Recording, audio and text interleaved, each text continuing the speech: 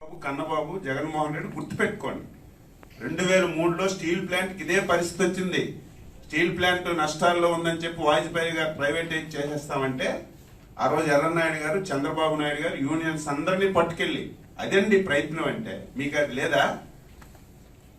గొర్రెల మందలా ఉన్నారు 23 మంది. ప్రైమ్ మినిస్టర్ ఇంటర్వ్యూ అడిగితే ఇవ్వడా? ఇక్కడ సంఘాలందరికీ పట్టుకెళ్ళి ప్రైమ్ మినిస్టర్ దగ్గర అంటే మీరు మాట్లాడక్కర్లేదు, మీకు మాట్లాడడం చేత కాదు, వాళ్ళే మాట్లాడుకుంటారు కదా. అది కూడా చేయలేదు. 2003లో మేము చేశాం.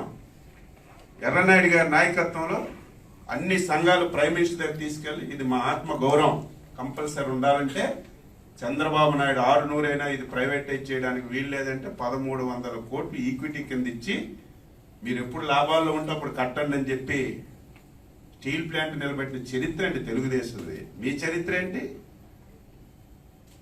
తెలియదు అనుకుంటున్నారు ప్రజలకి. ఏదో మాటలు చెప్తే అయిపోతుంది, లేదా అధికారంలో ఉన్న దౌర్జన్యాలు చేస్తే అయిపోతుందంటే ప్రజలు ఎప్పుడు ముట్టుకాయ పెట్టాలో అప్పుడు పెడతారు.